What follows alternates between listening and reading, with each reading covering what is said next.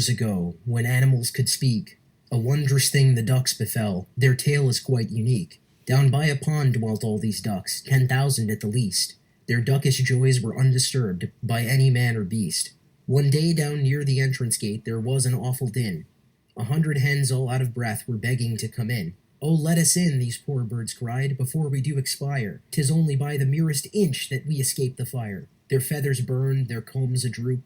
They were the saddest sight. They'd run 100 miles or more, all day and then all night. come in," the ducks all quacked, "for you our hearts do bleed. We'll share our happy lot with you, just tell us what you need." And so these poor bedraggled hens amongst the ducks moved in, for after all, the ducks declared, we're sisters neath the skin. Before too many months had lapsed, the hens were good as new. They sent for all their rooster friends, and those were welcome too. To please their hosts these chickens tried, to waddle and to quack. To simulate the duckish ways, they quickly learned the knack. This pleased the flock of ducks because it gratified their pride. But hear my tale and learn how they got taken for a ride. The ducks, it seemed, spent all their time in fixing up the place, in growing food and building homes and cleaning every space. They asked the hens what they would do to earn their daily bread. "We'll teach and write and entertain and buy and sell," they said. And so these hens began to teach the baby ducks and chicks. They traded food and eggs and things with many clever tricks. They wrote great books and put on shows, of genius they'd no lack. It wasn't long till chickens owned the Duckville Daily Quack. One day a mother duck who took her ducklings to the lake was flabbergasted when one said, "A swim I will not take." "Why, ducklings always swim," she gasped. "It's what you're built to do. Like bunnies hop and crickets chirp and cows most always moo." "You're nuts," her son replied. "That stuff is all old hat. It's wrong for birds to swim. Besides, it's damn cold on my prat." "Oh, fie," the mother duck exclaimed. "You're talking like a fool." Up quacked the other ducklings then. "He's right, we learned in school." "Such things must stop," the mother cried. "Those hens can't tell such lies. For sheer ingratitude and nerve, I'm sure this takes the prize." But she was wrong, for even then the hens did thump the tub, demanding they'd be let into the Duckville Swimming Club. "But you don't swim," the ducks exclaimed. "To join, why should you care?" "That's not the point," the hens replied. "To exclude us isn't fair." The younger ducks who'd been to school agreed right there and then. To keep them out is bigotry. 'Twould just be anti-hen. Outnumbered by the younger ducks, the old ducks soon did lose. The hens could join the swimming club if they would pay the dues. That night the Duckville Daily Quack contained this banner spread: "Reactionary ducks are licked. Duckville moves ahead." Down at the Duckville Gatey, the young set laughed with glee at cracks about old fuddy ducks in burlesque repartee. Next day the ducks were at the club, a petition they'd sent round. They objected to the swimming fund with fury and with sound. "You use our dues to fix the pond, to keep it neat and trim, and this is wrong," they said, "because, you know, we do not swim." "God help us," cried a wise old duck, "these chickens have gone mad. We'll take this thing to court, by George, and justice will be had." But when they went before the judge, imagine their dismay. A chicken judge decreed that they a hefty fine must pay. Minorities must have their rights, the judge declared right then. To use hens' dues to fix the pond is very anti-hen. Once more the Duckville Daily Quack emblazoned across the page.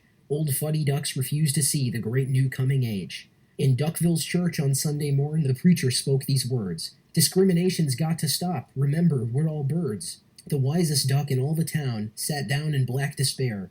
"I'll write a book," he thought, "and then this madness I will bear. Let swimmers swim, let hoppers hop, let each go his own way. Let none coerce a fellow bird," was what he had to say. 'Twas wrong to force the hens to swim, so here's the problem's crux. It's just as bad for hens to try to chickenize our ducks. "I can't print that," the printer said. "'Twill put me in a mess. My shop is mortgaged to the hens, the chickens own my press." This worried duck then tried to warn his friends by speech and pen, but young ducks fresh from school just jeered, "He's a vicious anti-hen." Now up the stream a little way was Gooseville on the lake.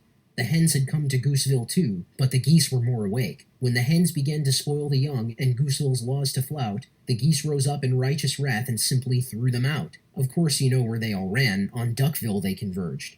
"We've got to take these refugees," was what the hens all urged. The Duckville Daily Quack declared, "Those geese will stop at naught.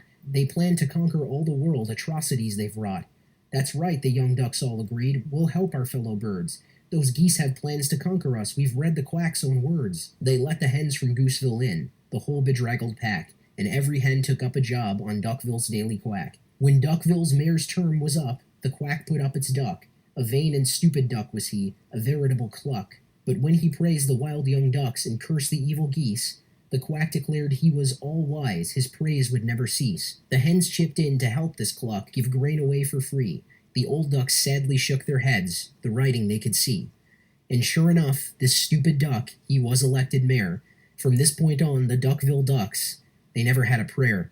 The mayor said Gooseville must go, we'll wipe them off the map. While Duckville slept, the scheming hens for Gooseville set a trap. They called the geese by filthy names, they filled their pond with sticks. They helped the weasels catch the geese and other hennish tricks. The geese got mad and threw some rocks. It's war, the quack announced.